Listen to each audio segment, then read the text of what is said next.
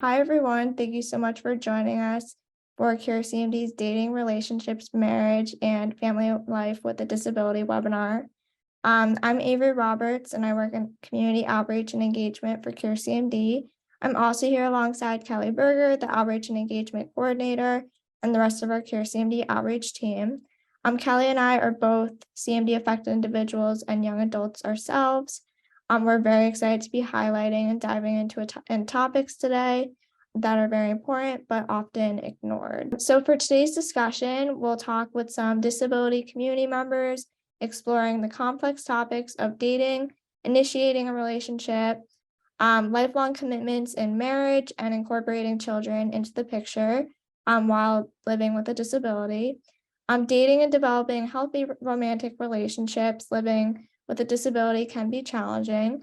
It poses unique dynamics for a couple to establish a strong, lasting relationship in which they feel loved, valued, understood, and respected. We hope that we and hearing from community member couples on their successful romantic partnerships offers strength and advice in the journeys of those living with rare neuromuscular conditions.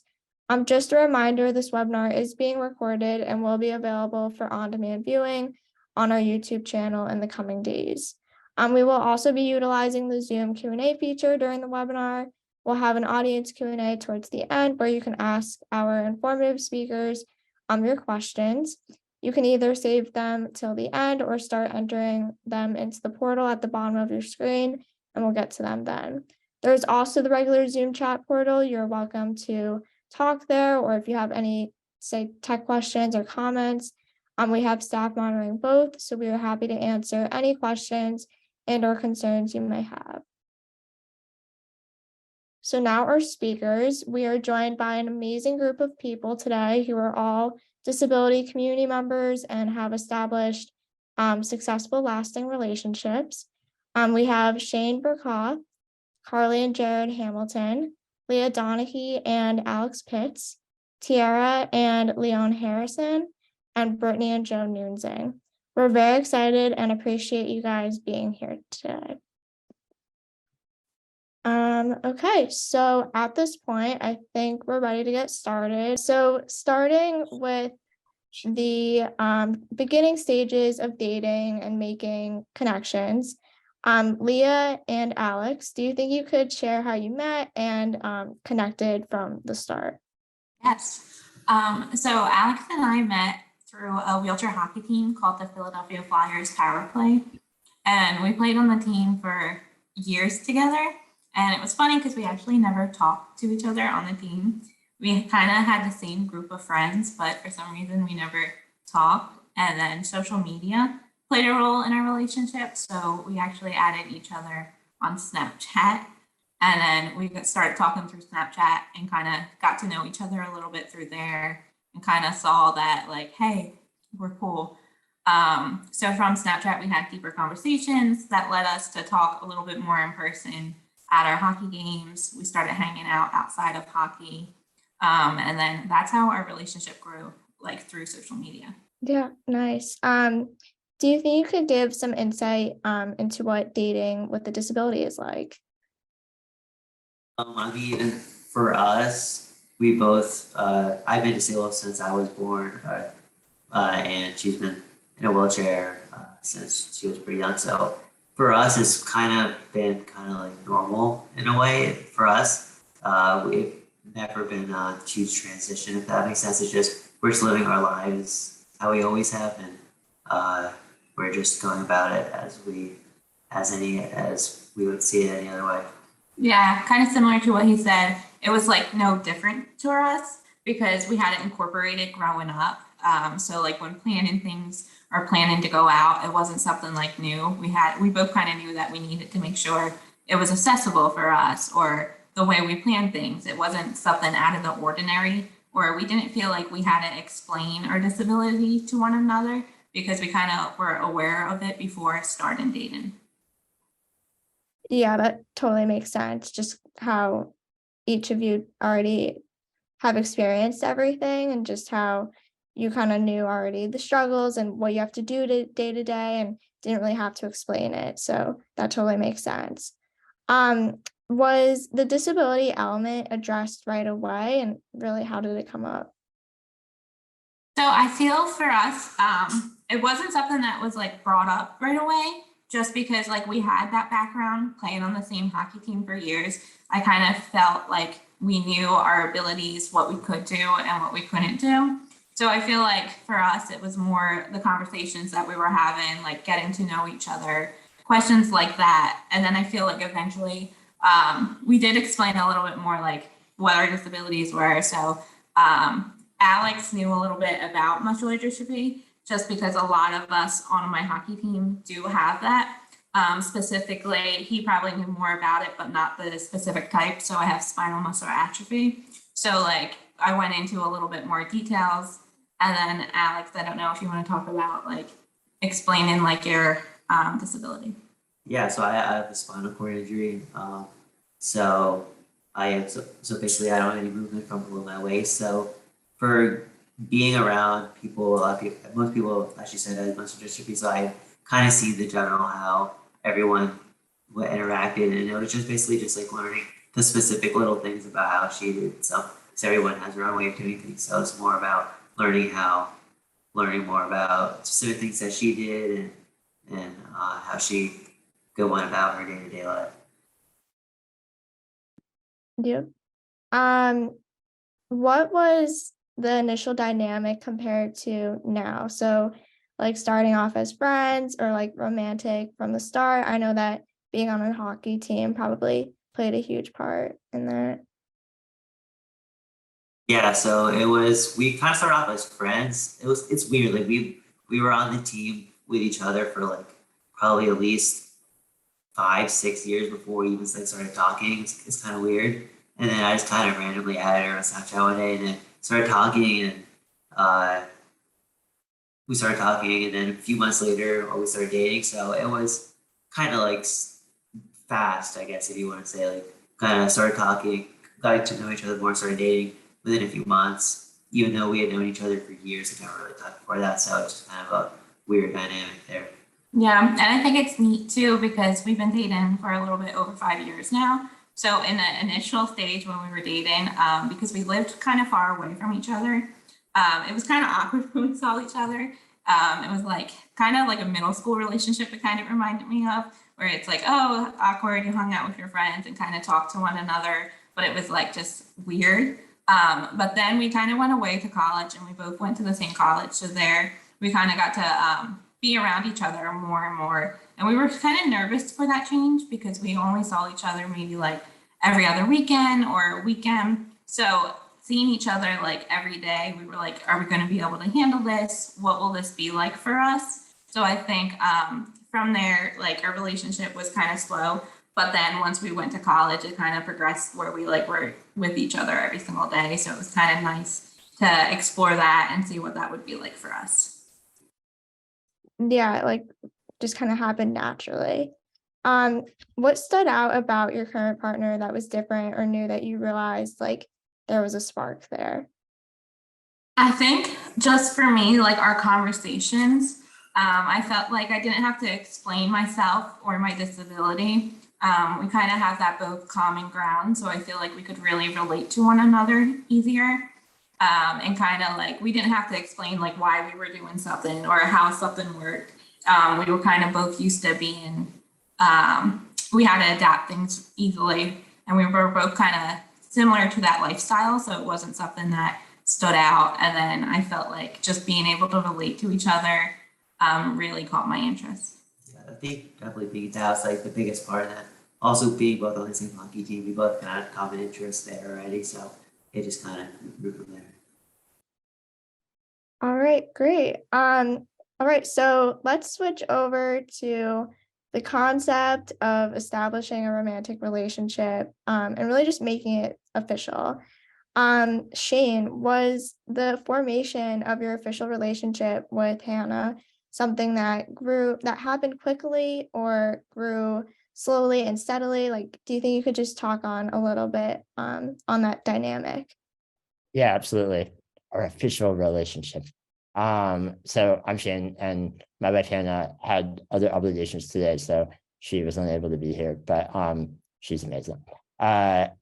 And we met online in a very kind of odd way.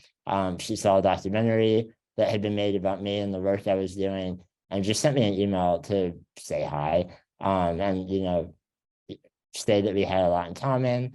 And it was very clear from her email that I wanted to know more about her.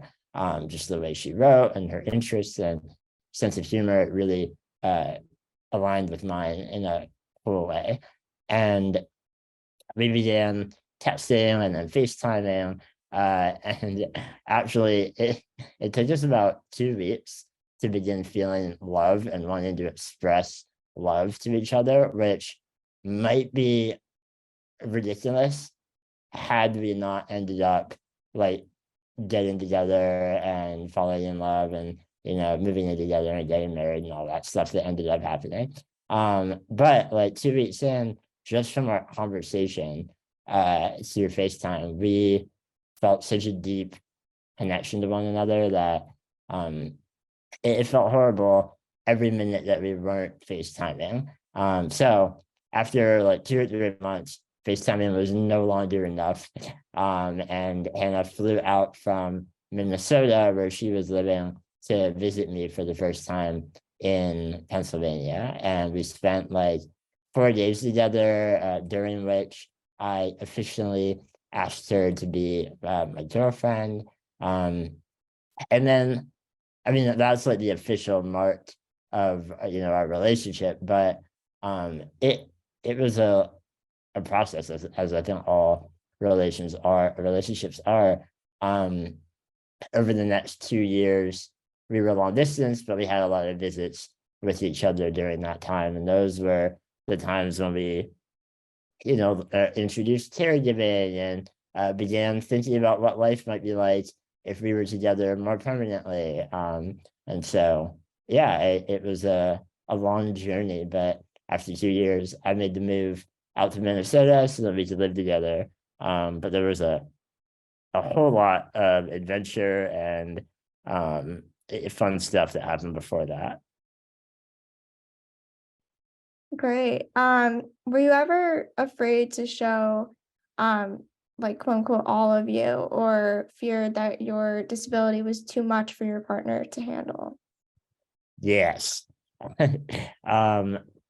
So I, throughout my whole life, have struggled with what I call my burden complex, which is pretty self-explanatory, but just this idea that I am a burden to the people around me because of my needs and my requirement for help from others. It's an unhealthy way of thinking about yourself and your position in the world with a disability, but it's also very difficult to overcome. When I met Hannah, that was kind of at the forefront of my mind. I had other partners before her that did feel kind of overwhelmed and scared by my care and the things that I needed to do differently. And so, as I realized how amazing Hannah was and how badly I wanted to spend my life with her, I wanted to do everything possible to not kind of scare her away or become a burden to her.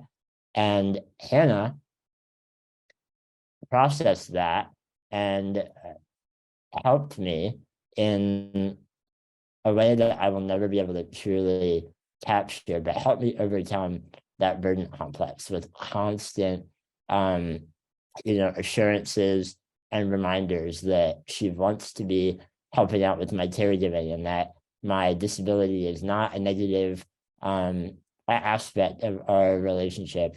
And over time and through a variety of, big moments, Hannah helped me realize that I'm not a burden and that she loves me, all of me, and that my disability is not like a negative for us. So she was very helpful in that regard. Yeah, that's a great segue into my next question. Because every so often when people living with a disability, or really like a physical disability, and when they think about like the romance side of life, they fear the idea of being a burden. And for those that are just interabled couples, was the caretaker role explained or something that was just like established? And like, how has integrating a partner into your life with your daily routines been? Yeah, so I've always been very open about, the level of care that I require. As I think if I withheld that in any way, it might be unfair to my partner. So when Hannah and I began texting and FaceTiming, we talked all about my disability and the care that I was then receiving from my parents and family. And Hannah expressed outright, like, I would love to learn all of that stuff as you're comfortable, so that we can be alone together. We both love to travel. And so very early on, we were already like, where should we visit together? And in order to do that without my parents tagging along in the back, I would have to teach Hannah how to do my caregiving. So it was like a fun process for us. We made it fun and enjoyable rather than like a lesson. I made a bingo card that had like random caregiving activities on it, but like sprinkled in with like cute stuff as well.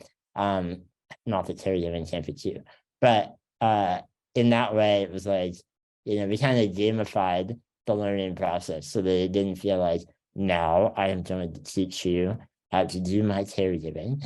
And we just had fun, and like tons of, mistakes were made along the way, and there were tons of awkward moments. Like, it's inherently awkward the first time your partner like helps you use the toilet.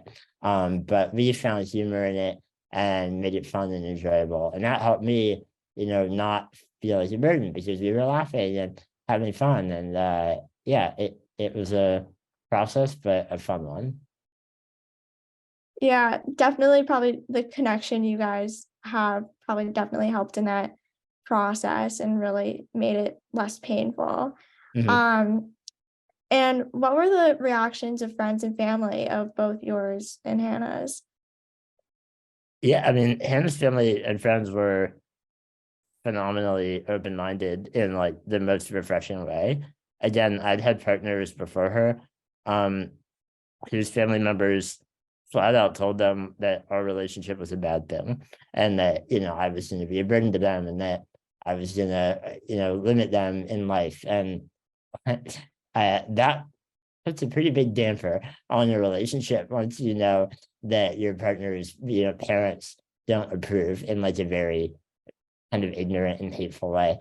And so when Hannah and I began talking, and things became more serious, and we began planning visits and stuff, I remember her mom it sent me a video or a text or something that was like, hey, our house has like 5 steps to get into it, but George, her husband, George and I are heading out today to find a ramp. And if we can't find a good one, like, we're going to get one built so you can visit whenever you want. And it was just that, like, they didn't blink an eye at the fact that I used a wheelchair. They went right to accommodation and, creative solutions to help me access their life as best as I could. So it was another kind of reason that I think Hannah and I worked out so well, because I felt welcomed with open arms by her whole family. And my family thought Hannah was great. They were like, yeah, obviously, do that.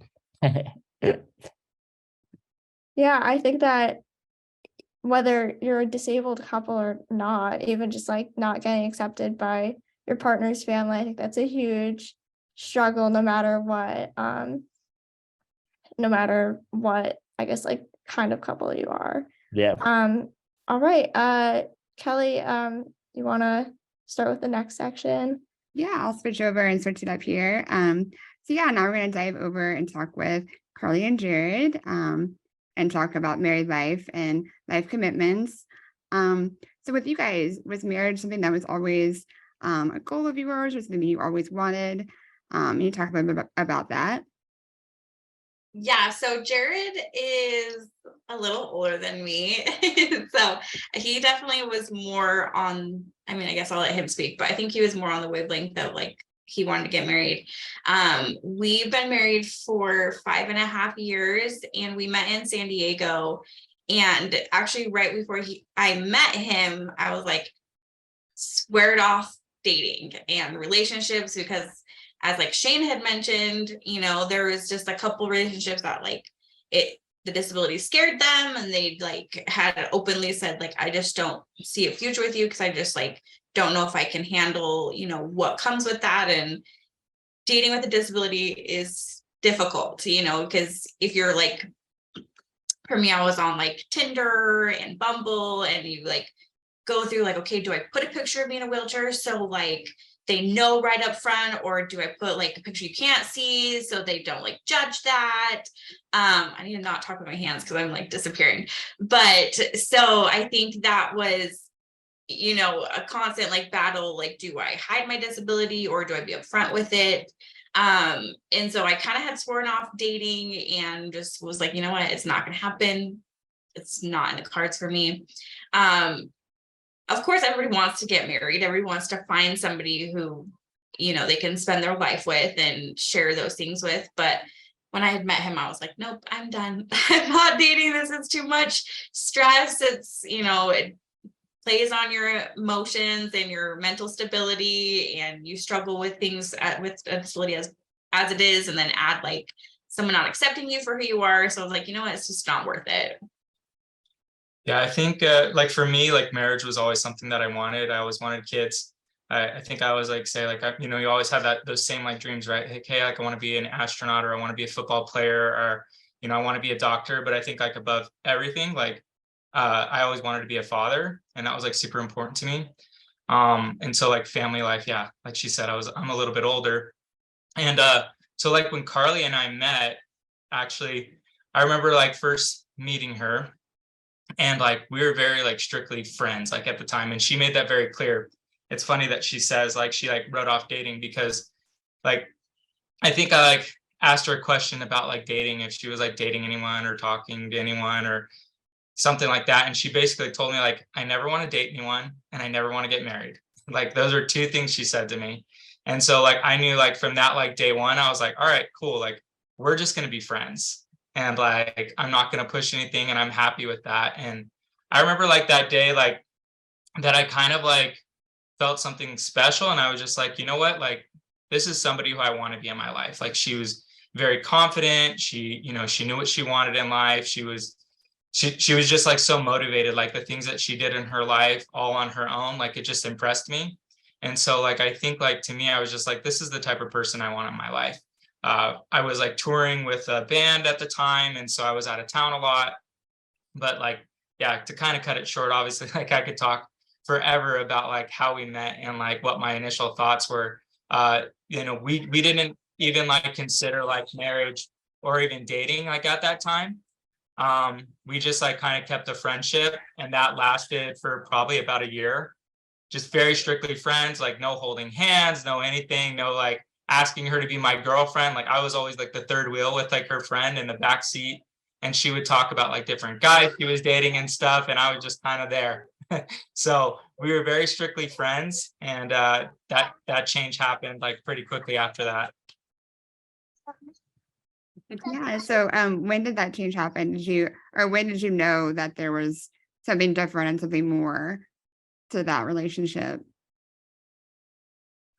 Sorry, our daughter is having a meltdown because somebody's using a fork. That is life with a 3-year-old.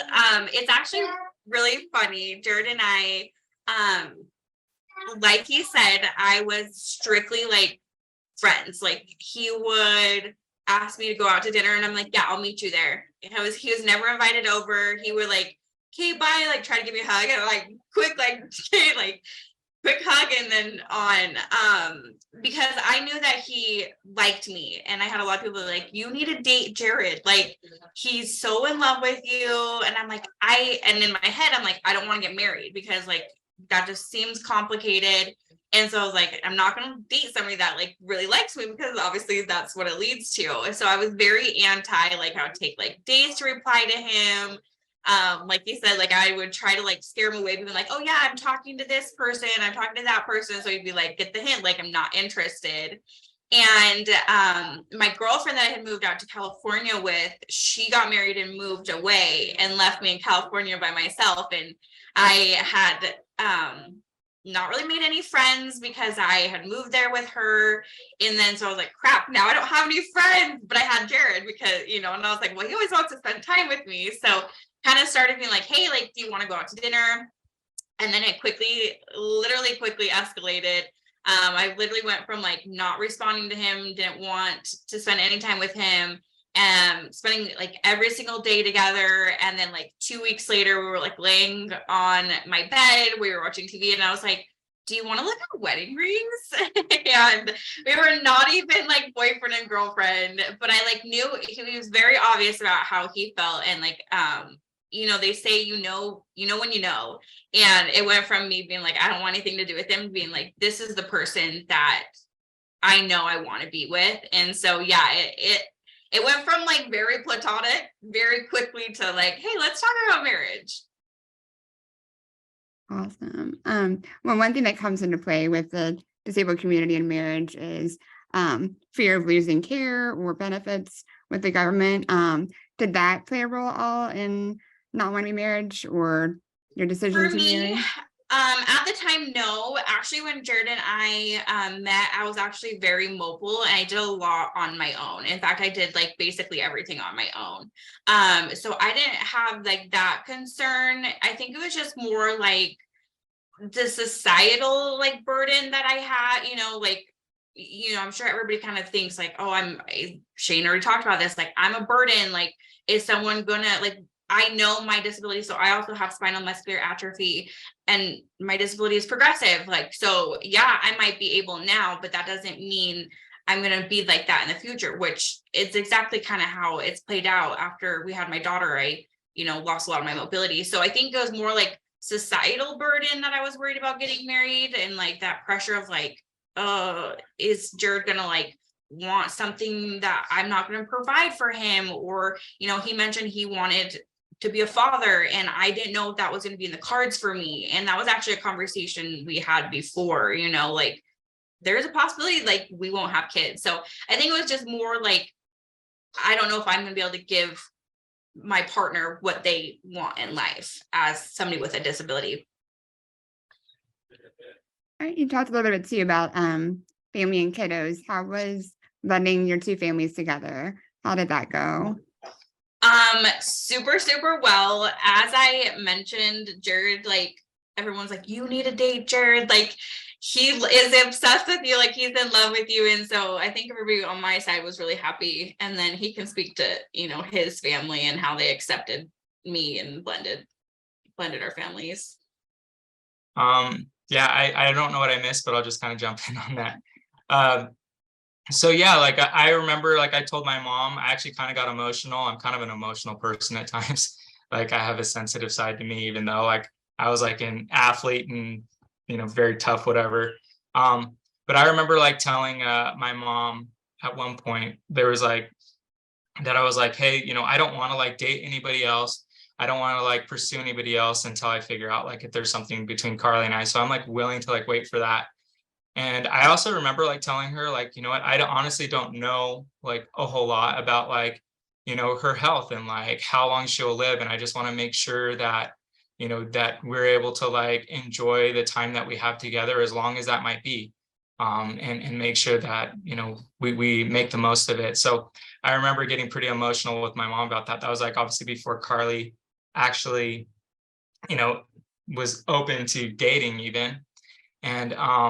And so I kind of was just like patient. I was like, hey, I'll just be patient with this. And so, yeah, it was a little while, but I think I kind of heard in the background that she kind of said it kind of progressed pretty quickly. That at one point, like the light switch turned on. I remember like we were at dinner one time and she was getting ready to move. And I think that was like a time that I felt like kind of like crushed, because I was like, I'd done long distance relationships before and they never worked out. Wasn't always like the best situation. And so like, I remember telling her, I was like, hey, like at dinner, like if we're ever going to date, like now would be the time. I know you're getting ready to move, you know, but I'd like you to stay. And because I think she even brought up at that dinner, like, hey, have you ever considered dating me? And I was like, honestly, like, yeah, I have, but I never did because you always told me you never wanted to date anybody and you never wanted to get married. So like, I feel like I always screw things up when I'm like, oh, like I start to share my feelings and then like it scares the person I'm trying to date. And I didn't want to scare you off. Like, I just wanted you to be in my life. I wanted you to be my friend. And, you know, that was more important than having a relationship. And so like, yeah, like I told her and I got pretty bold there. I was like, you know, now would be the time to date before you move because we can actually spend time together. I've done long distance relationships before and like that's not as easy because like you see each other maybe once a month, once every few weeks, and there's nothing that can like replace like being able to spend time with each other every day. Like our relationship won't progress fast enough if we try to date long distance because we'll only see each other here or there. We'll talk on the phone or and so yeah, so I was just like, now would be the time to date. And I even told her, I was like, if you don't date me, like you'll regret it. and so like I didn't know her, I didn't think it was gonna work, but I think it was like, hey, she's gonna move anyway. Like now's the time to like just be a little bit more forward. And so like we didn't even like agree to like date at that time. But like I think that like kind of got to her a little bit. And that's kind of like what progressed to like where one day we were just like eating tacos, like hanging out, like I would like bring tacos or something over to like her house. That's like kind of how we like related. It was like over tacos. That's how I tricked her to like hang out with me. I'd be like, oh, it's Taco Tuesday. Like, let's get together with some friends and like go get tacos. And she loved them too. So like, yeah, we were sitting there in her bed, just like talking. And yeah, I think she just kind of like opened up and I don't like basically was like, do you want to look at rings? And so I said, yeah, sure. I think I even like said, you know, we were talking about rings and like diamonds and stuff. And I was like, do you even know what you want? I was like, honestly, like I'd be fine like proposing with a string. And, you know, but she was like, oh, I want this, I want that. And but yeah, either way, you know, not super important. But yeah, I was just like, hey, our relationship's more important. It's not really about like what size diamond or anything. Like, I think that's like, so like, I don't know if the word's like faux pas or whatever, just like, but it's just like, so like everybody like gets caught up on like, oh, I need the biggest and most beautiful diamond to get married. And it's like, that's like the last thing that's important. You know, the most important thing is like who you're with and that connection that you have with each other. And so like, I just remember like we kind of joked around about that, but eventually she ended up getting what she wanted. Regardless, I didn't propose with a ring or with a string. And you know, she was able to kind of get exactly what she wanted. But yeah, I don't know if I answered the question or if that made sense. Yeah. So what's been the biggest change going from boyfriend, girlfriend, husband and wife? How has that change been? Oh, that was what the question I was supposed to, the transition between family. My family absolutely loved her. I totally was wrong on what everything else, but my family absolutely like loved her. Like they accepted her. They were really excited about her because they knew how much I cared and they accepted her. And like, she fit in like perfect. Like, honestly, like, I feel like she like fit in more perfect with like my siblings than even like her side of the family at sometimes. So like, she talks to my siblings and my parents, like honestly, more than I do. And they absolutely like love her, like fully supported it. And just, I think they felt the same thing that I did, is that like, she was just such an amazing person, like so focused and driven, like never ever made any excuses or even like allowed her disability to like hold her back in any way. You know, she never used it as an excuse. It was always like, it's just who she was and nothing was going to stop her. And I think like my family really gravitated towards that. And, you know, I think it was just very natural. I think the biggest adjustment honestly was left going from like boyfriend, girlfriend to married life to being married life to mom and dad. I think that was probably like the biggest adjustment because Jared went from being he literally hates this, but being a caregiver, he's like, I'm not a caregiver. We one time we're at a restaurant and somebody came up and was like, basically called him a caregiver, and he like was so offended. I'm like, you are a caregiver, you literally care for me. And he's like, no, I'm your husband. Anyway, but he went from, you know, being my caregiver, for lack of better words, to being my caregiver and now a child as well. And so I feel like that was probably the biggest transition. Obviously transitioning from boyfriend, girlfriend to husband and wife was really easy. We just kind of blended our lives, merged it together, and then yeah, adjusting to now having a child, and our daughter like needs she doesn't have SMA or anything, but when she needs help and she needs something, she wants it right then and right there. And like I'll be on the toilet, waiting for Jared to come get me off the toilet, and she's like, no, I want pot stickers, or I need this. And he's like, no, I need to help mommy get off the toilet. No, I need you now, so it's like I spend a lot of time sitting on the toilet, or laying in bed a little longer waiting, or till he can balance helping her and then also helping me. So I feel like that was probably the bigger transition for us, and at least in my opinion. Yeah, I mean, I think like, yeah, going from like dating to like marriage, it like was pretty quick, because like right after like we started dating, like I was touring for a while with the band, so I was actually like gone, and she had eventually moved back to Utah. So the biggest change for me is like I live in Utah now and not San Diego.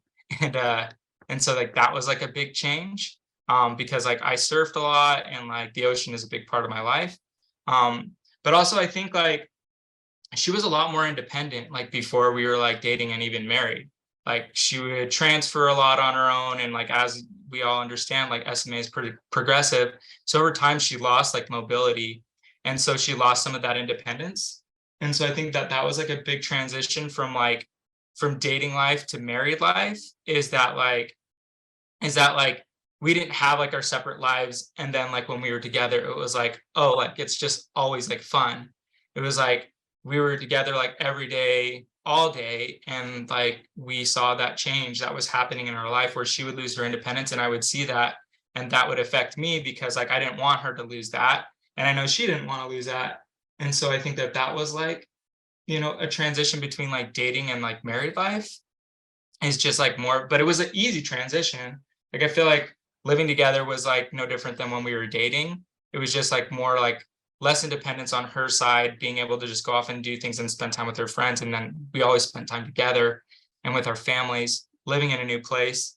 But then, yeah, like I think like from marriage to being parents was also another like transition, whereas like, I mean, I even remember like one of her concerns about us having like a child was, like, will you love our child more than you'll love me? And like, having to like share that.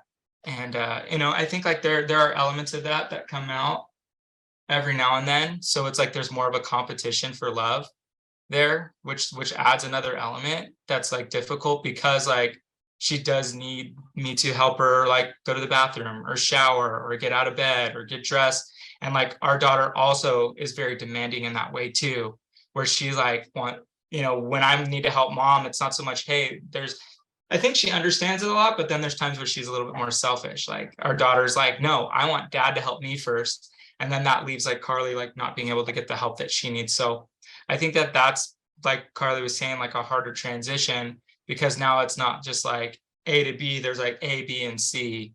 And like, being pulled between both of those, not wanting to like not help one or the other, but CARLI understands it's more. So she probably gets the short end of the stick more, because like our daughter doesn't understand it. And so we're working on that transition, like helping our daughter understand like, hey, you need to be patient and let mom get the help that she needs, so that you then can get the help that you need. For sure. Well, thanks for sharing all of that, CARLI and Jared. We are going to switch it over and talk with Brittney and Joe. We're talking more about starting a family and adding kids into the mix. So Brittney and Joe, when did you know, or have you always known that you wanted to be a parent?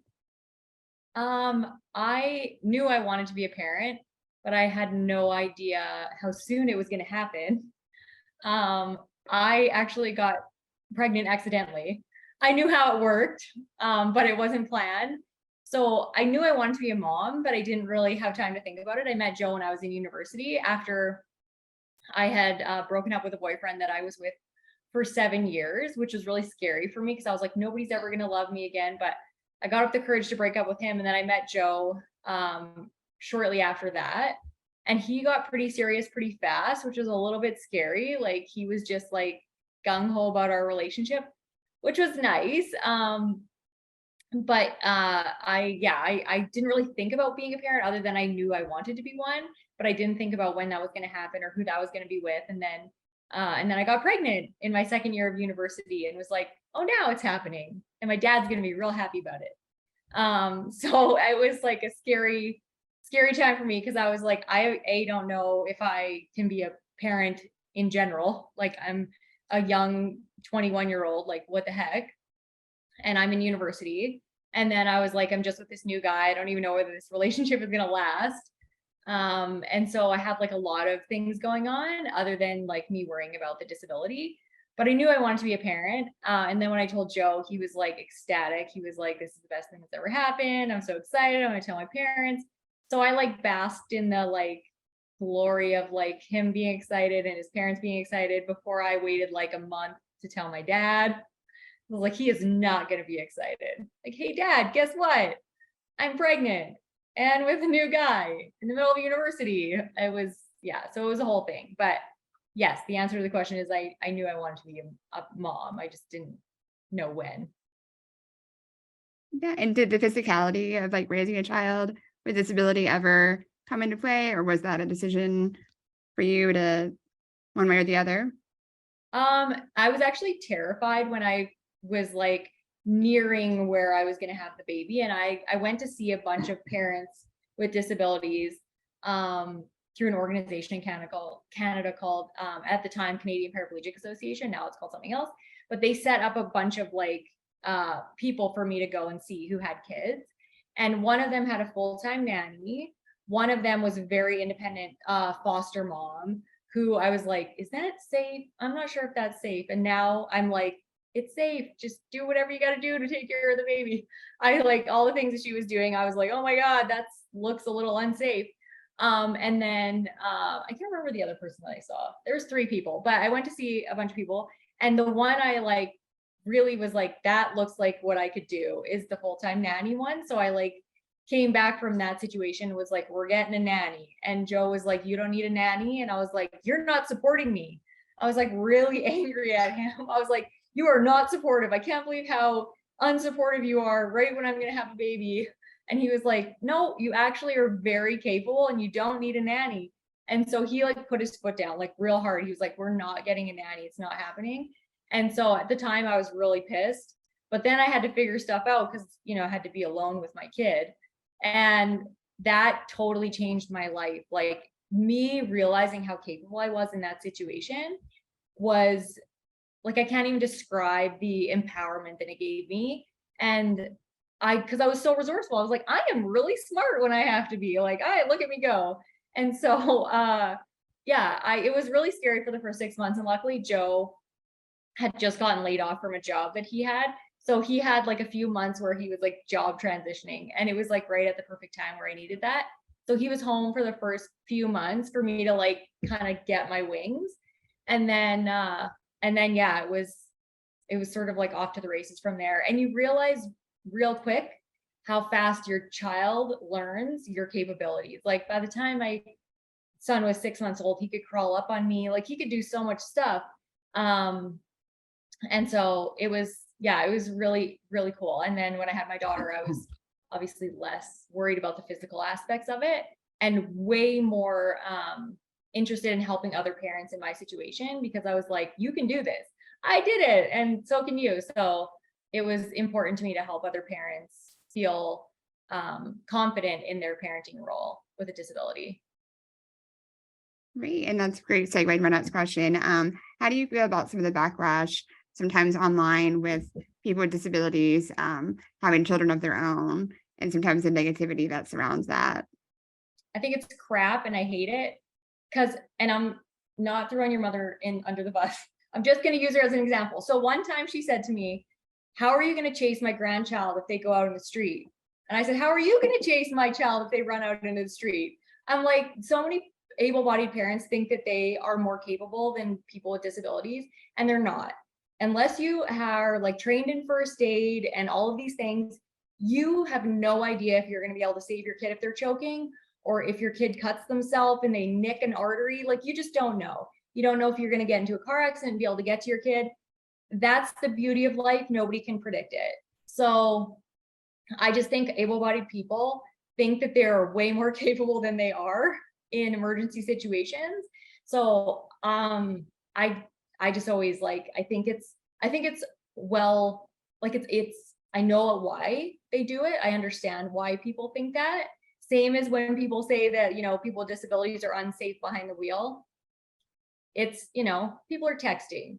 So if there's a person that's driving as a quadriplegic or a, you know, some other kind of disability, we're just as safe as the dumb teenager that's texting behind the wheel. So there's a lot of things that I think people just don't really put into perspective when they're thinking about those things. And in my perspective, parents with disabilities who have kids are the ones that are going to change the world for the better, because their kids are going to be able to be more tolerant of people. They're going to just grow up being more inclusive. Like my daughter went to her gymnastics and was like, Mom, guess where the viewing area is? It's upstairs and there's no elevator. Why would they ever do that? Like, she's just confused why that would ever be a thing in a building where parents go and kids go and there's no access. And I'm just like, I know, honey, it really sucks. And she's like, well, what if I have to do gymnastics in that area? And I'm like, well, we'll figure it out. But she's never going to grow up thinking that a new building or something that she's involved with shouldn't be inclusive. So our kids are changing the world. Do you mind if I chime in? Oh here yeah, for a second? sure. Just to be devil's advocate, I think perspective, education, information is key. Mhm. So like Brittney said a couple of times that able-bodied people don't consider that. It's because they don't know any different. Yeah. You know what I really. mean? We all make our decisions and our opinions based off of our own experiences and knowledge. So before I was married to somebody with a disability, I was completely ignorant about all this stuff, right? So I thought the same way about a lot.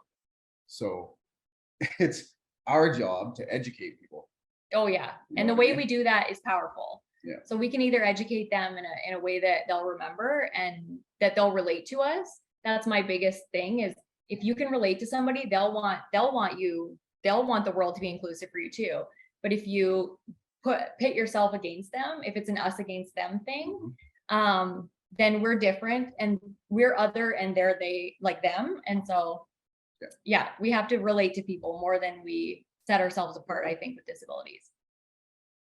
Yeah, she already kind of answered my next question, which is what do you feel an obligation to teach with having children and all of that, to share your story that way? I do feel an obligation. Obviously, I have a YouTube channel that I share my life on because I think it's really important to educate and also be funny about it. Like, I think if you tell a funny story about your life with a disability that allows somebody to see the hardships, they'll be like, oh my God, I didn't know. But instead of being like, and you're a bad person because you're able-bodied. So I try not to do that. And I try to be a sort of a soft introduction to what life is like, or at least a humorous one on occasions if I can. And I'm also a teacher, a part-time teacher as my other job. So I spend a lot of time talking to kids about what my life is like. And I'm totally honest and upfront about things. If somebody asks me how I pee or how I poop, they're going to find out whether they're in kindergarten or grade 12, obviously age appropriately. I have different sort of conversations with them, but I will take out catheters. I will talk about, you know, anything that I need to inform kids about what life with a disability is like. And it's just, you know, my disability. So everybody's disability is different, but I think kids are really receptive to learning how they can help make our lives easier or more inclusive. And it's refreshing, honestly. So I do feel I have an obligation to educate people. And at the end of the day, just help them relate to us. And then you already spoke on this a little bit too, but in regards to your own children, how is it like addressing the disability, or did you have talks with them, or how did you kind of educate them yourselves about being different? I think it's just like Organic. organic, yeah. I think Brittney's, as you can probably tell, and if I don't know if any of you have seen our YouTube channel, there's no curtain with Brittney. She's very open. She's honest and forthright about things. That's how our relationship started. She decided she was gonna tell me everything right off the hop so that I could make an informed decision whether, you know, I'm game for this or thanks, I'm out. So it's the same thing with the kids. Kids just grew up where like Brittney would go do bowel routine and we would have like a little vibrating bouncing chair for the kids and they would be in the bathroom with her while she did bowel routine, right? Or Because playing I with was at toys. work. Yeah. Or whatever, like that's just life. Like it's even to the point now where, you know, they go on trips and my son's girlfriend goes with them up on a 5-hour road trip and Brittney has to pee in the car. I use a So, catheter, so I pee into yeah, a container in the so- car sometimes. that's just life. Don't be shy about it, be open about it. And Yeah. this is the way it is. And if you're not embarrassed about it, then most of the time other people won't be. It might be a little bit Sometimes. awkward, but they'll get used to it. You know, that's life. There's nothing to be ashamed of Yeah. as far as that goes. And the kids grew up with it. So They're pretty chill about it, Yeah. about everything with disability. And I think it's just normal to them. So they don't really think about it. Somebody asked me once, do your kids hate, or would they rather have a different mom? And my son was like, as opposed to like, you know, my other able-bodied mom, like, can I choose? Like, he was just like, that's a dumb question. And they don't seem to be like fazed by any of the disability stuff. Like my son told his girlfriend, my mom pees with a straw, so she might have to pee with a straw in the car. Like that was his way of telling his girlfriend that I might have to use a catheter in the car. So it's just so normal to them. And I think that's great. That's what I want the world to be like. I want everybody to know everything about every disability and be able to just like nobody be scared about the things that makes them them and makes them feel unlovable at times or unworthy of human connection. And I think that's really sad because I felt like that for years. I felt like I was unworthy of connection because of that whole burden complex, which is like a huge conversation. But once you start to realize that the more open you are with people and the more, you know, you share with them, the more they love you. And I always say, if people can clean up dogs' poop and pee and hair and like dogs, what do dogs do? They don't have a job. They're like freeloaders and people love those things. So I'm like, if people have dogs, they can love us. We absolutely have no less value just for being disabled. That is a great comparison there. So what do you think has been the hardest part about raising a child with a disability? Is it the physical parts or like what has been the most challenging? For me, it's more the emotional roller coaster of raising kids that you so badly want to be with at all times, like, and do things with, and experience the world with, and you can't. So I always say it's like a mix of heartbreak and joy, where you're like so excited to see somebody you love do something that you so badly wish you could do with them, and you can't.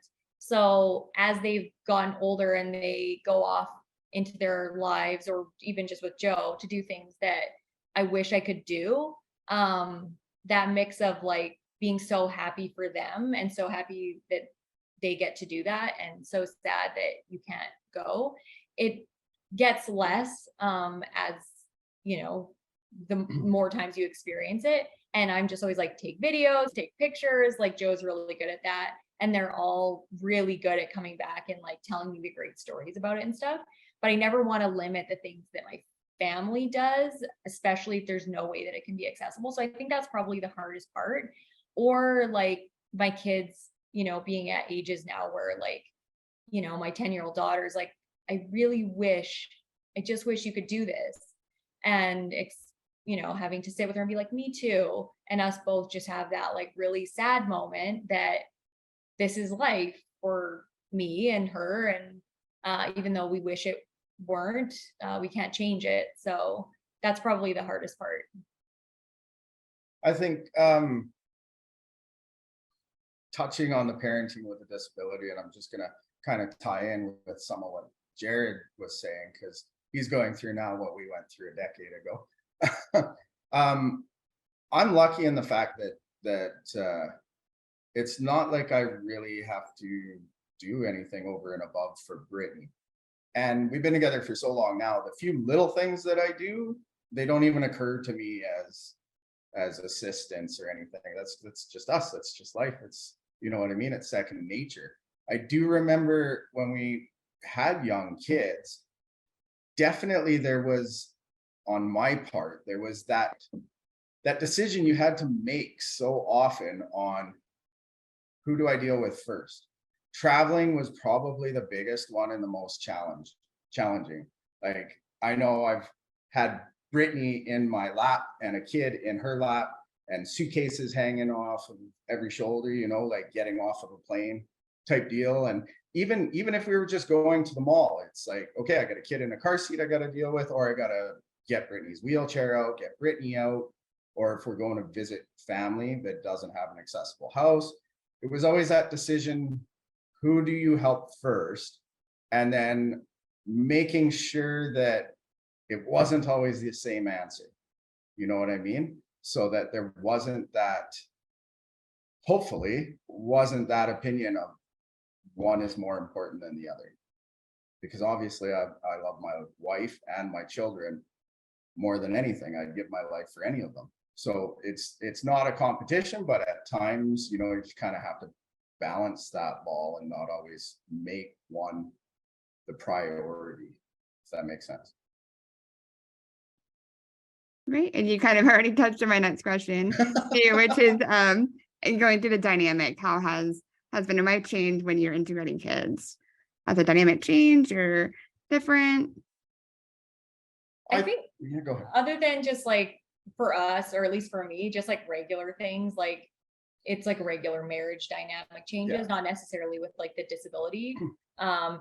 Honestly, some things get easier as like kids get older because it like puts less stress on him for things like that he would normally be responsible for, you know, solely on his own to pick up where I can't do things. Now there's 3 able-bodied adults in the house that can do things.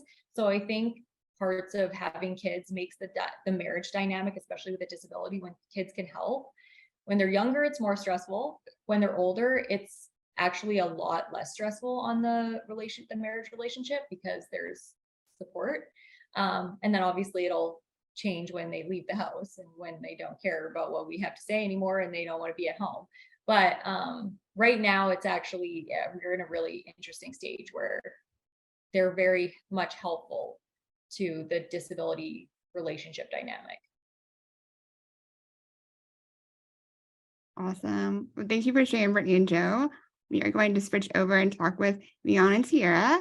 We're going to talk about keeping the romance alive and staying strong, just kind of beyond the day-to-day. So what's been the one constant in your romantic relationship? Getting creative.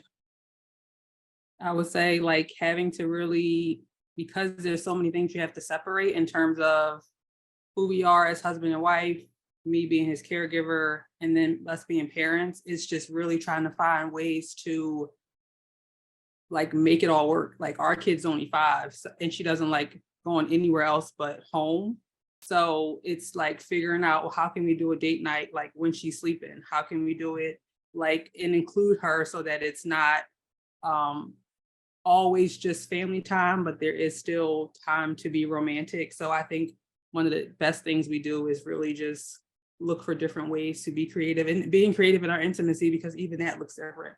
You know, we can't hold hands. He can't put his hands around my waist. You know, he can't carry me anywhere. So it's figuring out what those love languages look like and how can we give each other our love language in a way that's accessible for both of us.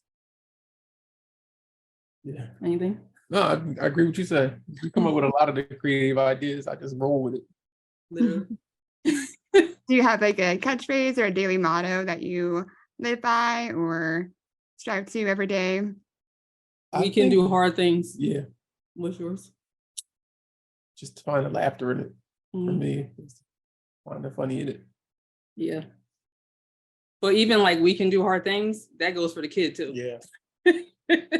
Because at this age, she feels like everything is impossible. So we're all doing hard things. And I'm a person that don't like to believe in the word can't, so I'm trying to get her to believe in herself to just try. Yeah.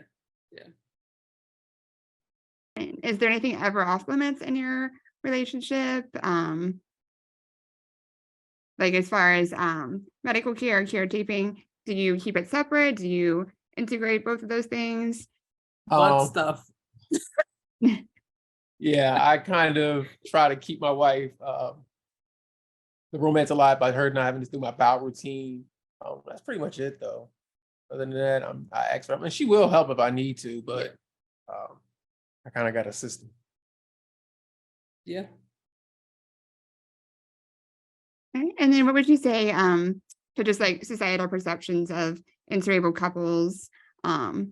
What's kind of your goal, or do you what do you hope to achieve with your platforms?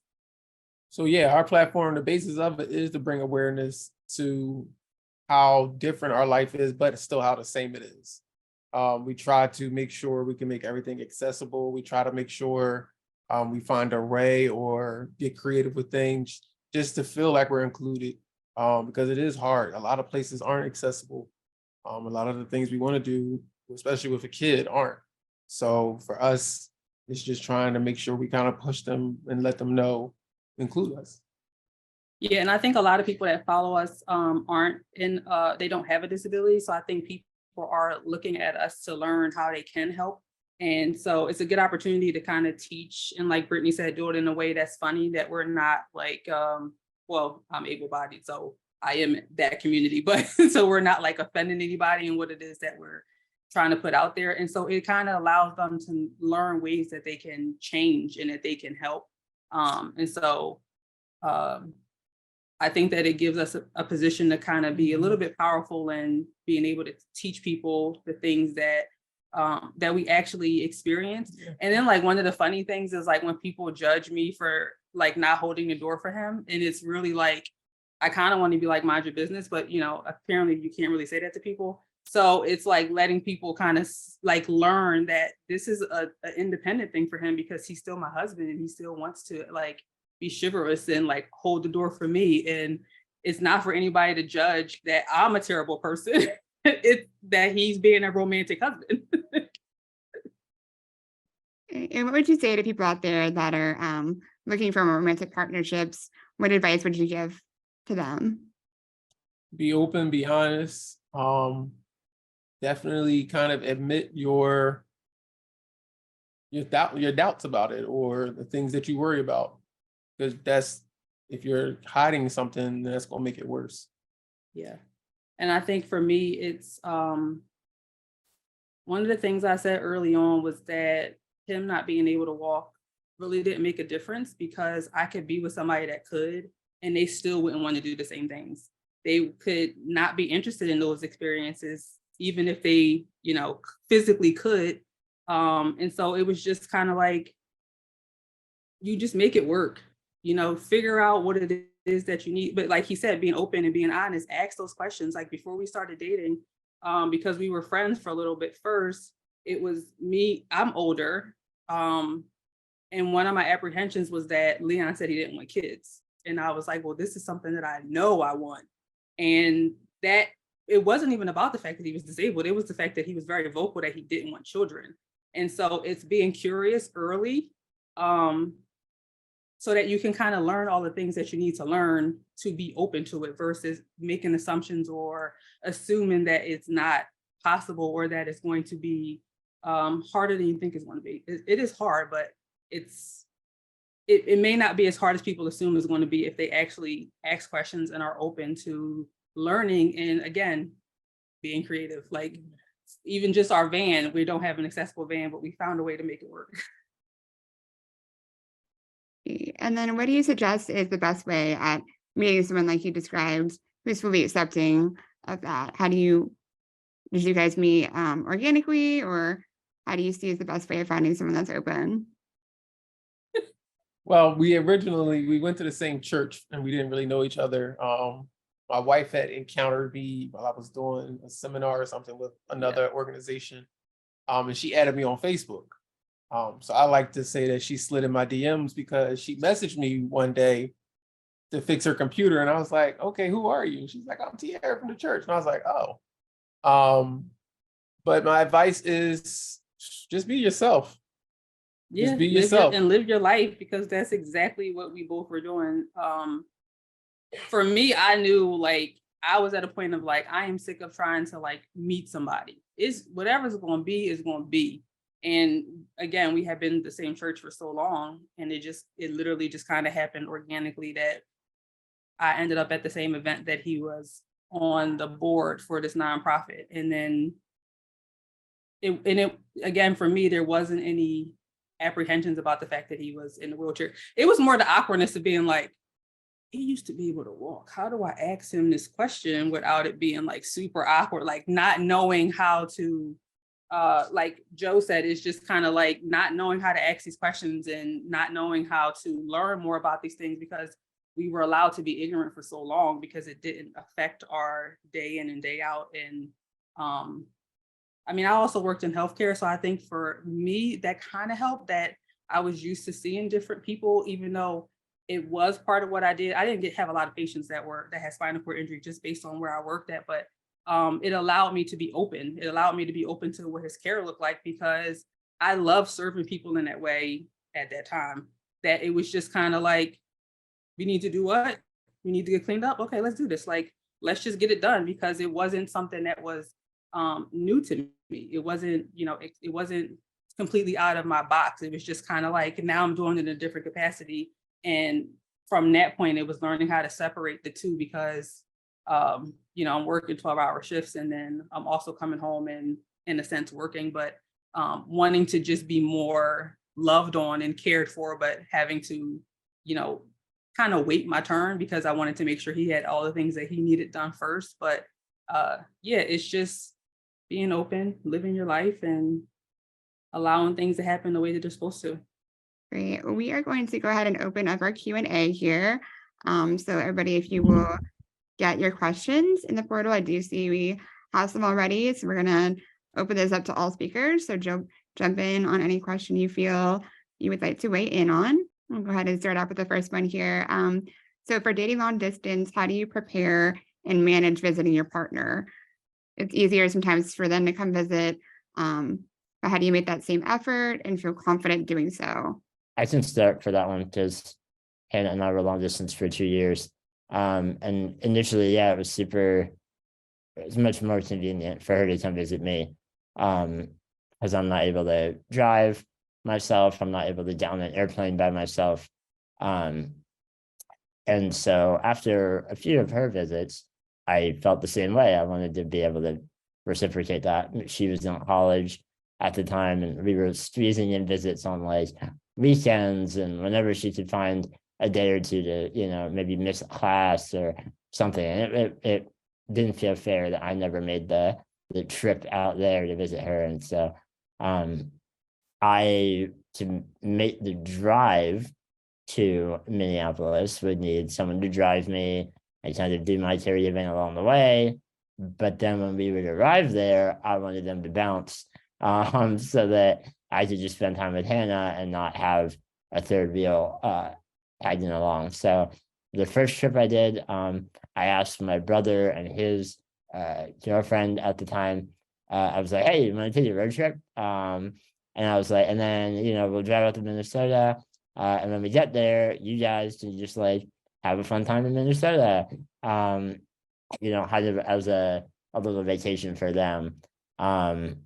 It ended up like we drove through like 5 blizzards along the way, but we made it, and it was great because I was able to kind of kill a few birds with one stone. I was able to visit Hannah and reciprocate in that way, and Andrew and Laura were able to have a nice vacation to Minnesota, and I was able to like introduce them to Hannah's family and get some of that like family friendship going on.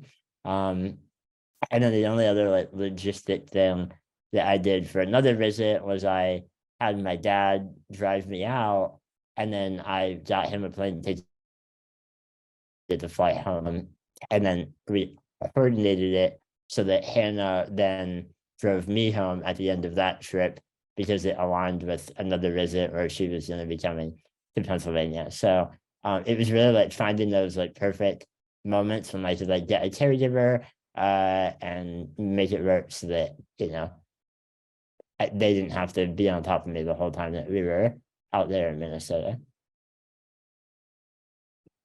Great. Does anybody else want to add to it or move on to the next question? All right. So next question is, do you feel it took longer for able-bodied parties to commit to the relationship? I can speak to this one a little bit, and Joe can probably chime in a little bit.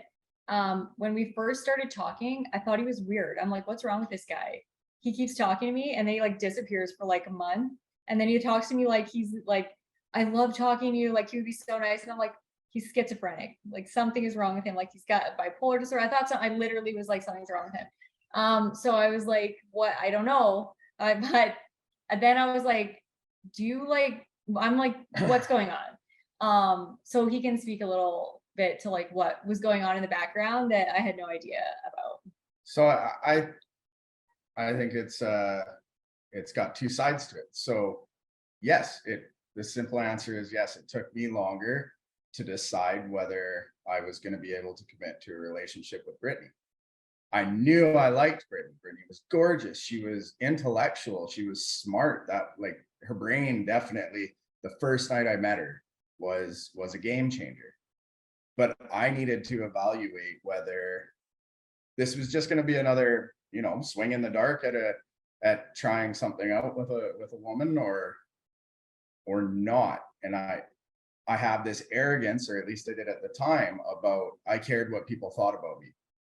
And I couldn't be that player. I couldn't be that guy where if it didn't work out in the first few weeks where, he used a woman in a wheelchair.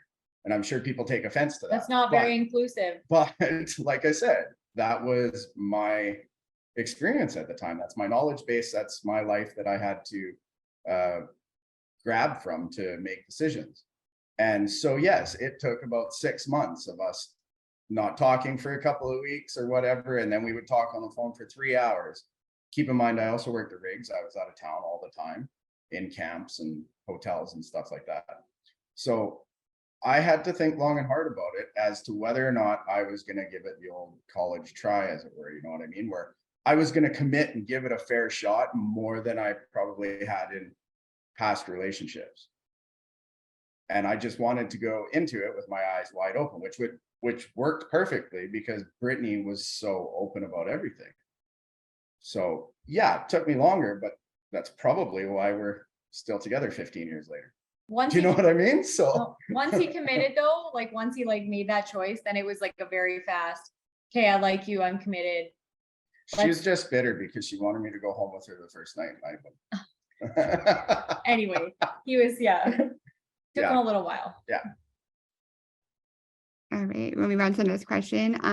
Was there something you thought would be difficult in your relationship that was actually easier than you thought, and vice versa? I mean, for me, I was really nervous about kind of raising an infant, a baby, toddler. I was very nervous about it. I don't think my wife knew. Leon was a stay-at-home dad until she turned 3. So we didn't have too many mishaps. I think I fell once or twice. And I had to adapt. I had to figure out things for myself. So I couldn't carry her. So we did like a carrier. Mhm. And then we did like the boppy, put her on the boppy and roll her around. So it was just another creative time and it worked out pretty well. She's still here, got all her limbs. She got fed even though the milk was cold. She got it. I just wanted to comment on that. I love that when you're just like, my baby's still alive after 1 year, I'm pretty good. And that might sound like, terrible to other parents, but kids are so able to just like roll with whatever. And yeah, I love that first year where you're just like, this doesn't look like how it normally looks, but it's getting done. All right, our next question is actually a question specific for Jared and CARLI. It says, I'm engaged to an amazing man. We've been together almost 8 years, and he is not fazed by my MD. Like you, CARLI, at the same time, you were dating Jared, she was more mobile, but now she has more challenges and often needs help with stairs, sidewalks, other things. She's worried about losing her mobility as she ages. How do you adapt to CARLI losing her mobility?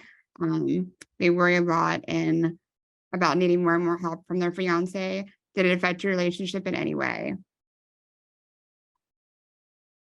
Go for it.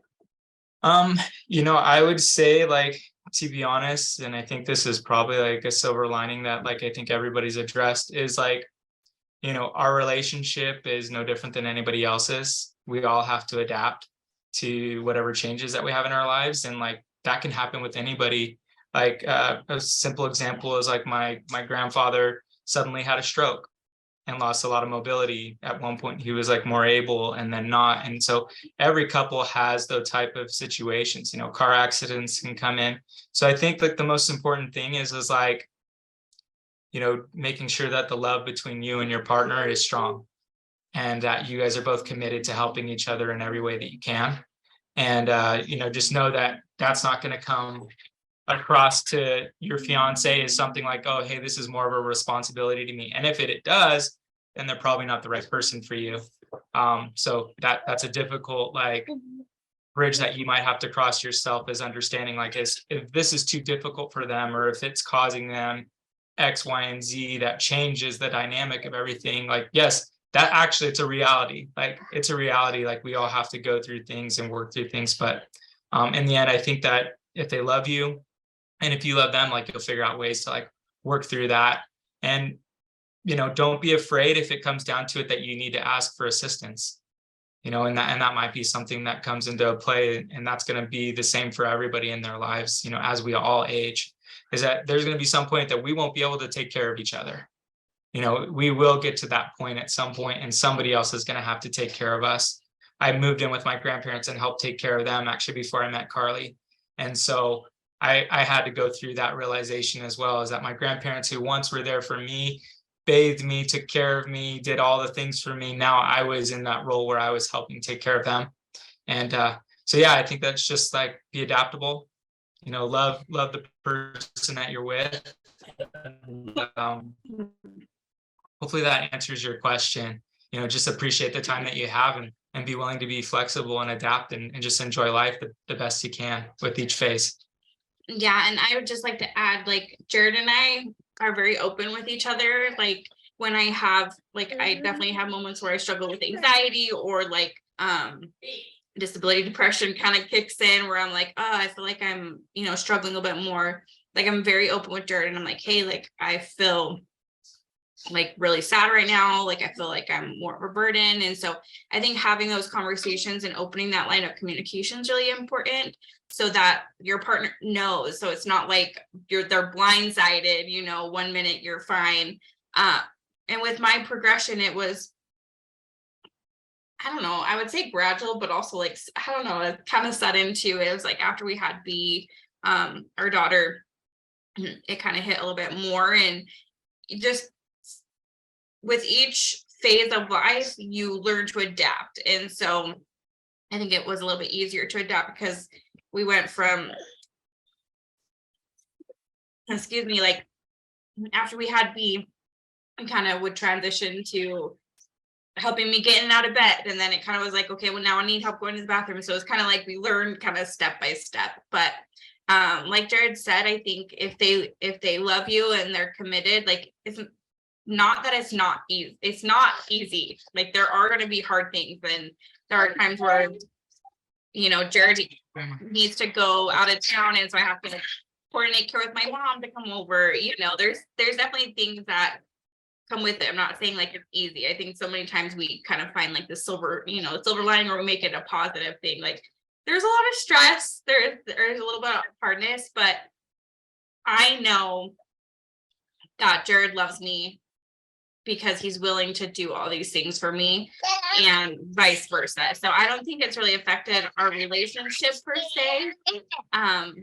If anything, it's made it stronger, right? And it's really great when we go out and people are like, oh, I just like love to see your love, or I love, we get messages on social media like, I love being able to see that like your husband cares for you and you care for him. So it's kind of cool to see that we can be that example to other people.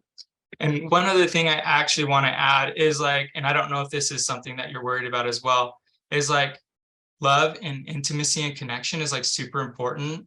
And like, as we age as well, as like progression happens, like just make sure that you're loving the person that you're with the way that they need that. If that's like spending time with them, if that's like holding them, if that's like cuddling with them or spending time with them, whatever that is, figure out what that is. Like I know CARLI like really loves gifts. I'm not the best gift giver because she knows how to give gifts to herself better than I do. But she also is very like physical, like she wants to make sure that I'm there for her and close to her.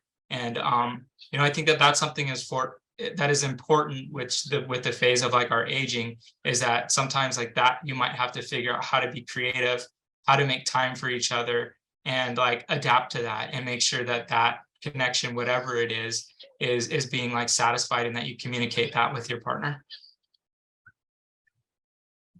Okay, we'll move on to the next question here.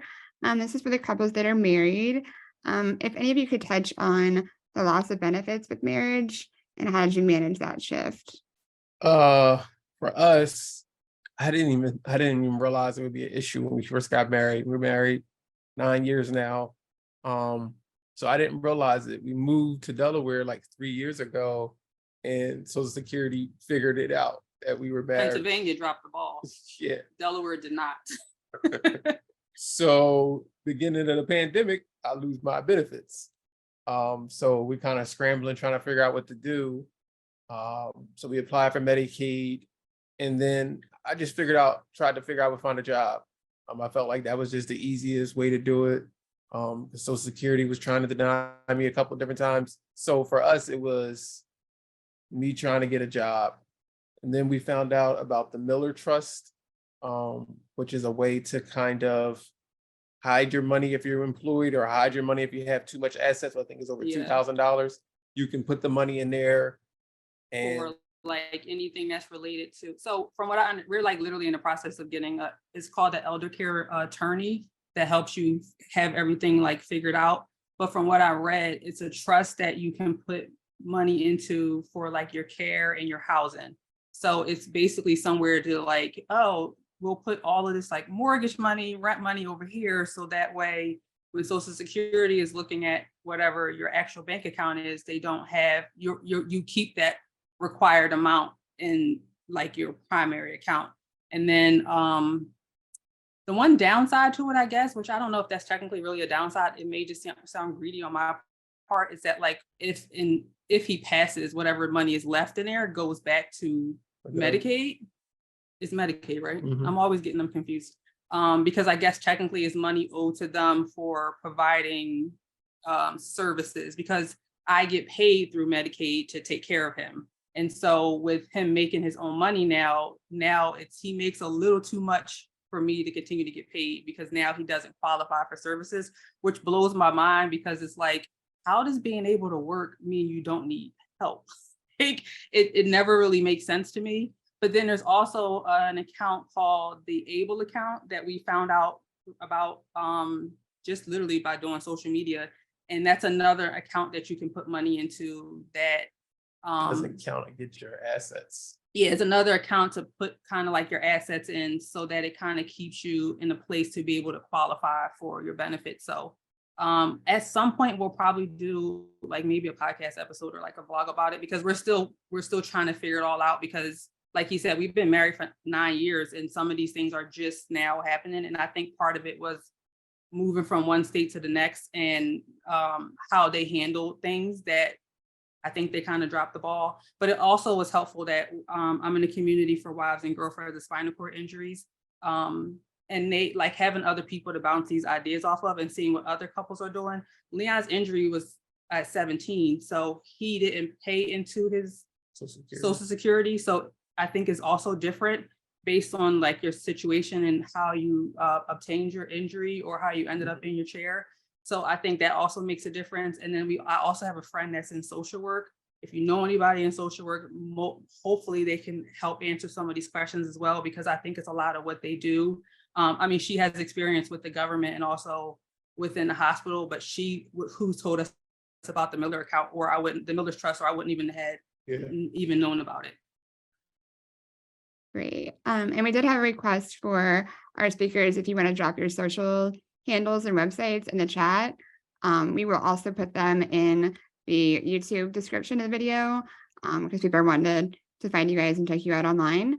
So we'll do that afterwards. All right, and next question, we'll try to get these really quick. I know we're getting close on time here. So it says, I am in an interabled relationship. My partner was diagnosed in their late teens. now in the early 30s, and is not always aware of how capable he is. How do you encourage independence without seeming unsympathetic? I can say something, or I don't know, Brittany, were you gonna go say? You can go You ahead can if you go. want. I was just gonna say from a disability, like a person with disabilities perspective, like I spent the first 4 years of my injury before I moved out of the house thinking I was incapable of everything. My mom did my bowel care, she cathed me, she dressed me, she transferred me, and I was like, it's impossible. And the transition from that to independence was like extremely hard because I felt incapable. And I just didn't have any good examples.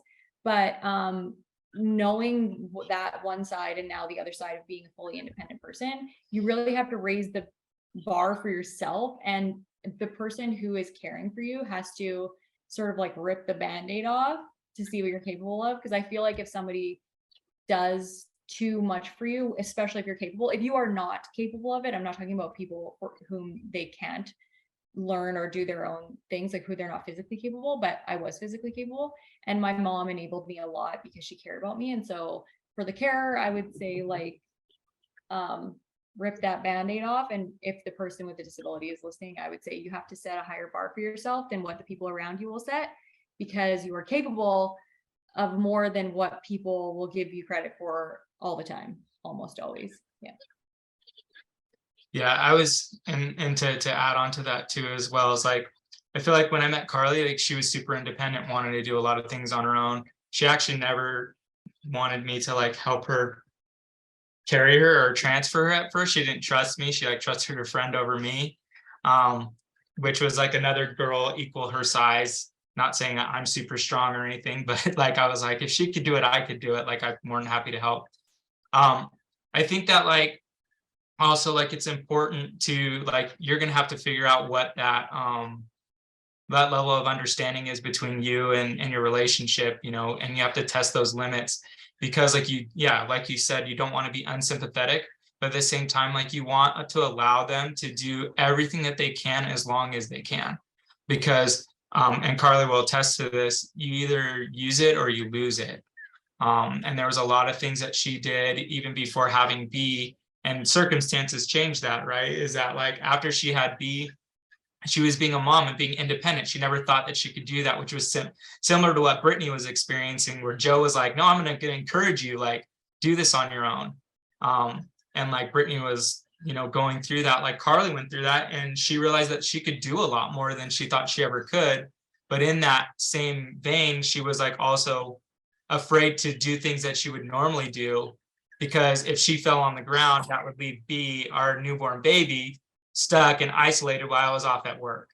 And so she didn't do as many things on her own because of that fear. And part of that, I think she feels is, you know, it made her lose some of her mobility over that time. So I think it's like the more that you help them be independent and encourage them to do what they can, to push their limits, the longer that they're going to be able to have those abilities and, you know, keep that strength just through everyday life, you know, getting up, brushing your teeth, you know, getting out of bed, changing. Same for us. Same thing happened with my grandparents, you know, when they lost the motivation to get up and walk over and brush their teeth or get in the shower or use the bathroom all on their own, and they wanted more and more insistence, they started losing their mobility quicker. So yeah, hopefully that helps. I think this is a really, really good question, because if anybody who has SMA is on treatment, I am on a treatment and I take it orally with a syringe, and as silly as it sounds, I literally hate having to rinse out the syringes. And Jared always gets mad at me. He's like, CARLI, you need to rinse out the syringes because then they fall in the garbage disposal. And I'm like, but it's so hard. He's like, no, you can rinse out your syringes. And I'm like, I remember him saying that recently, and I was like, so offended, but it's only because I knew like I was being lazy. Like I very easily can rinse out the syringe. It's not that I can't do it. It's just that like it's easier to put in the sink and have Jared do it. So that is a tough question, because I think you do want to be sensitive, but I think sometimes, as Brittney was talking to you, like Jared will do things for me, even though he knows I can do it because he loves me. And then sometimes when he does give me that tough love, like, no, CARLI, you can rinse out your own syringes. It's like, okay, you're right. I can rinse out my own syringes. I just want to add one caveat, maybe not a caveat, a different perspective. I am on the lower end of the mobility scale. And I think it's been really important for me and for Hannah to be open to redefining what independence means.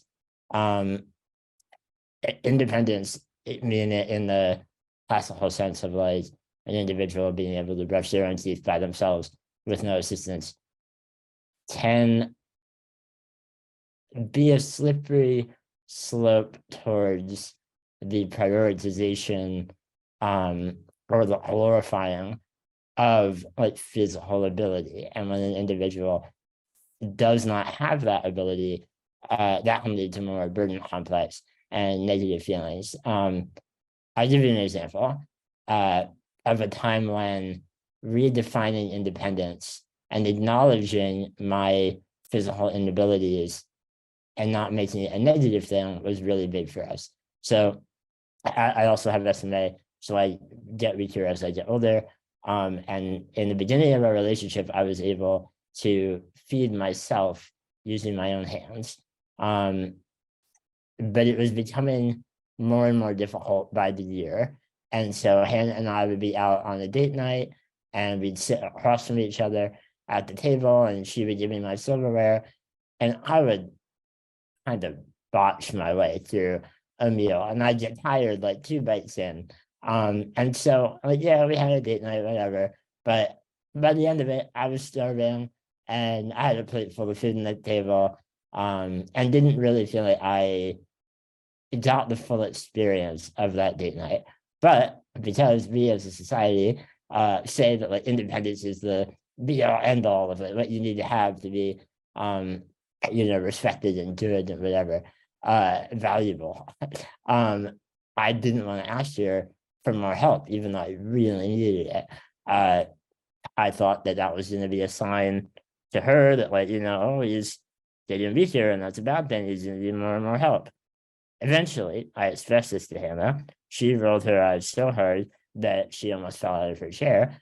And she was like, well, I'll just sit closer to you on date nights and I'll help you put the food in your mouth. Like, why is that a bad thing? Why do we need to see that as a loss of dependence? Like, I am advocating for myself and explaining my care needs and achieving what I need to achieve, which is food in my mouth. I'm doing it differently and it's helping me do it. But that doesn't need to be seen as a negative thing or a loss of independence. And that looks like many different things.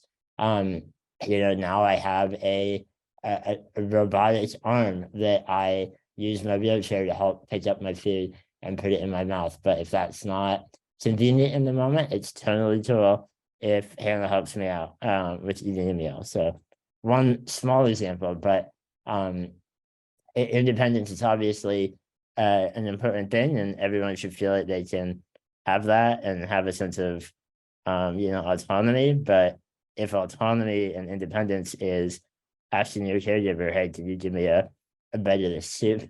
That doesn't need to be a negative thing.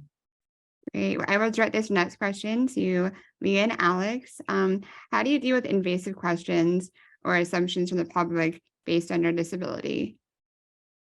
I think in the beginning it was kind of hard because we did get a lot of questions when 2 people in wheelchairs show up somewhere. We get a lot of looks, let alone normally just one person in a wheelchair gets a lot of looks. So we do draw a lot of attention to ourselves. And for us, sometimes it can be really difficult. We try to ignore it or isolate it, but sometimes I don't like doing that because I think the education piece is so important. So I like to talk to other people. Go ahead. Yeah, I said like at the beginning we definitely ignored it, kind of just like kept going about what we were doing, but as like we got more comfortable and everything, kind of started like saying, hey, like we actually are dating and kind of being more open about it, trying to just like show like we're just going about what anyone else is doing. We just happen to be getting around using a wheelchair, and that's really all that's different. Yeah, a lot of times like people just are curious in a way too. So just telling them that like, hey, we're doing the same thing you are, but maybe we're being a little bit more creative on how we accomplish things.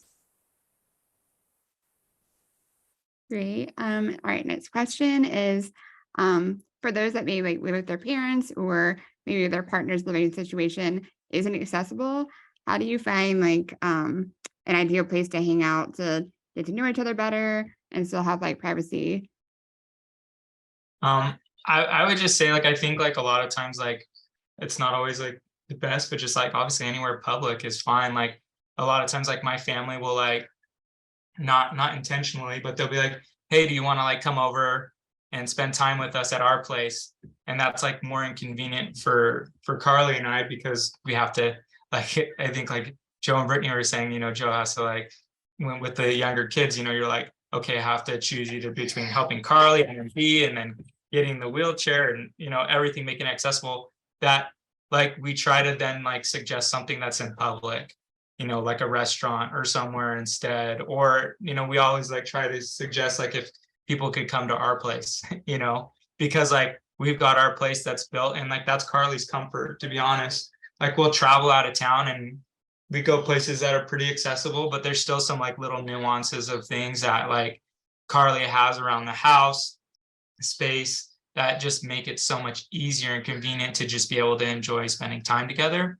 So I think like when everything else fails, you know, maybe try to suggest somewhere in public that is accessible, you know, to meet. That seems to be, to me, the one thing that's like most helpful. And it doesn't have to be a restaurant where you have to, you know, buy food or anything like that. It could be somewhere as simple as like, I don't know, like a Starbucks or a library or a public park. You know, some maybe even like a mall, you know, where you can be where it's warm if you're in like colder conditions and you need to be indoors. That would be like probably my biggest suggestions for being able to spend time together. I know we are over time here, so we'll try to zoom through these last few. Next question is, has anyone had success with hiring a personal care attendant while you're in a relationship? I can touch a little bit on that. So when living in college, I actually hired some college students to help me with my care.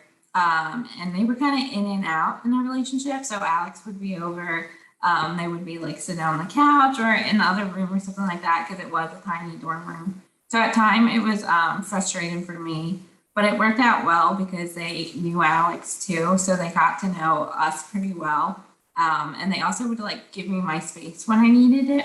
So they would go away. I mean, I didn't live on a big campus, so they could come and go easily.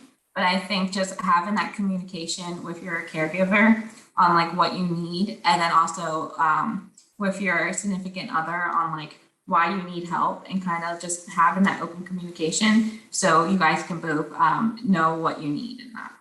All right. And one of the next questions here is, as the able-bodied person of the relationship or the caregiver, how do you ensure your needs are met when you are facing tough mental or emotional times like grief or loss or life stress in jobs or finances?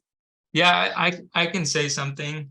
You know, I think that that's like something that I had to like transition as well. Like, you know, for example, like when I lived in San Diego, I talked about how I like to surf like all the time, and now I live somewhere else, and that's not like my place of peace. I think we all have a place of peace, like something that like we do that could be working out at the gym, that could be something else that like that really helps us like work through our own mental like thoughts and stresses, and you know, brings us comfort. It could be as simple as reading a book.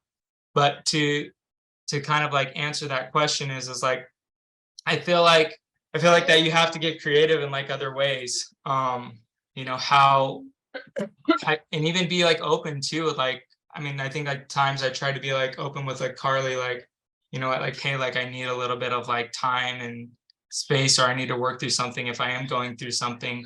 But I think she's always been very supportive of it, you know, of everything. I think she knows when like I'm going through something, and like she'll kind of give me that space from like something as simple as like, you know, she knows I've had like a hard day at work, and she like went and like turned on the bath, and like she has these like little like light up candles that are on like a remote. I actually didn't even know they were on a remote, so I was like pretty impressed how she got them all set up and all turned on, because like they were out of her reach.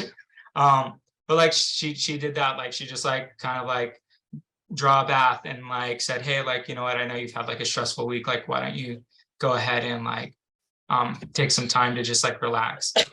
So and that's something that she really loves, is like a bath, but you know, she knew that was like her way of like giving that gesture. So I don't know, I think it's like, it's kind of hard because you feel sometimes like, I know CARLI needs me at certain times. So if I like go to work all day and then I'm like, okay, like actually I need to go take a few hours for myself, like that's kind of hard to be like, hey, I spent time away from you and then spend more time away from you doing something. So I think that it's just like understanding like where your responsibilities lies, making sure that you don't leave your partner hanging, but also like making sure that you communicate that with them so that they know, because I think more times than not that they'll be willing to like allow you that space or to help do something for you that's going to help out with that. And like, even just like to go back onto like the other question as well about like public spaces, like Leon and TIERRA, you know, we're talking about how like when you go to take like your kids somewhere like accessible, you know, that it's not always accessible. And so like, you know, finding those places that are like a common area that, you know, you feel comfortable with, you know, your partner feels comfortable with, it's like a go-to that you can like suggest to people. And like, even if you can go somewhere public, it brings it back into this question, is like, maybe you and your partner and you go somewhere public that's mutual, that you both enjoy, but your partner can have full accessibility, your kids can have that accessibility, and you can have that space that you need, you know, to venture off a little bit, you know, like at the mall, CARLI and V could go around the mall. If I need to go and do some shopping myself and work through my own thoughts, she can still go around and have fun and spend time with B, and I can go off and get a little bit of time on my own, shopping in my own type of store, or just sitting under a tree, whatever it is. Great. We have a final question here and then we'll wrap up. Do you ever feel guilty limiting your able-bodied partner's activities, like hiking or traveling? This person says they're disabled and their partner is not, and they feel bad they can't do all the activities with them. I can answer that from my perspective. I do feel bad in that there's certain things that, like, just as a family we won't choose to do because it's not super accessible. So we try to choose things that are, you know, more inclusive of me for the majority of the time. But I would say to that person that if it's something that that person wants to do, they shouldn't be limited. I don't believe in limiting anything that my kids or husband choose to do. If I'm there with my kids and I'm alone, of course they can't do it, and I do feel bad, but I encourage them to go off and do the things as much as they want to do. And if they choose not to do something because I can't be included, that has taken me a while to not feel guilty about, but that's not me. That's them making a personal decision, which has nothing to do with my forcing them to stop. So yeah, I try very hard to encourage them to do things without me, especially that bring them joy, and not feel guilty when they make that choice on their own. And then if something is just not accessible entirely for our family, then I try not to take on that guilt myself. My daughter had a bunch of stuff planned for her birthday, and not one of the things that we went and tried to do was accessible. And I felt really bad, but I felt even more angry that places in such a like big place where I live would choose not to have accessible things. So yeah, it's definitely one of those things that you kind of have to balance, the feeling guilty with letting them go. Yeah, I think that feeling of guilt is very valid. As you were saying, like, he's lived in Utah for 5 years, a little over 5 years. And people are like, oh, well, do you go snowboarding? And he's never once gone snowboarding here in Utah, and we get a ton of snow. And people are like, well, you haven't gone. And it's like, well, obviously he's not going to go by himself, and like, I can't do it. And so I definitely think that feeling of guilt is very valid. And it is just kind of like, it's a balancing act of like telling yourself, okay, like, don't feel guilty, or maybe finding a way that you can go do it as family. Like, I would love for B to go skiing, but I'm like, my brain doesn't like think like, oh, let's go plan this family ski trip, right? Because it's like, I can't do that. But so I think like if you are feeling guilty, I think that's very valid, and I think we all struggle with that at some point. So if you're feeling that guilt, I think that's totally normal. But like Brittney was saying, recognizing that Jared knows that he could go do that on his own, but he's not going to choose to go do that because he wants to do things as a family, or he wants to do things with me. So letting them make that decision on their own. I really like that you pointed that out, Brittney, that like they're choosing that and you can't assume that guilt. Thank you all for sharing all your different perspectives. Is there any final thoughts that anyone wants to say or add before we wrap up here? I think the last thing that I probably would like to add is like those with disabilities, like our whole life, we've had to learn to adapt to whatever is going on, right? Whether it's school or work or your parent relationship, like everything is about you adapting, and it's no different when coming into a relationship. And the fact of the matter is, it is hard. There are going to be people who aren't on board with, you know, wanting to get into a relationship with you. And as Jared mentioned, like those aren't the people you want to be with. And so I remember thinking like, I want to be with Jared because he makes me feel like a queen, and I want to feel like a queen every day. So like, if you are in a relationship and that person is making you feel like a burden, then it's okay, you know, to move on and find somebody who is going to value you, because at the end of the day, our disability is a huge part of our lives, and that's the reality. So find the person who's going to love you for you and everything that you come with, just as much as you are going to find somebody. You know, Jared comes with his own challenges. Jared comes with things that, you know, I have to, you know, adapt to as well. So in every relationship, you're gonna have to find and learn with each other. One thing that I just wanted to mention too at the end here is that if you're looking for somebody who's open to dating somebody with a disability, I think that's like a detriment to you. Not that I think that there aren't people who are more maybe like open to that, but Joe never ever thought about dating somebody with a disability. Like he wasn't like, you know, I think I might be okay with dating somebody with a disability, just like somebody might be like, oh, I'm okay dating interracially or whatever. You know, you don't really think about that stuff until you meet somebody that you like and you're like, oh, I don't care that they have a disability or that they're a different race or a different culture or a different religion. Like that's just what it was for him. Like he was just like, oh, I like this person and she happens to be in a wheelchair.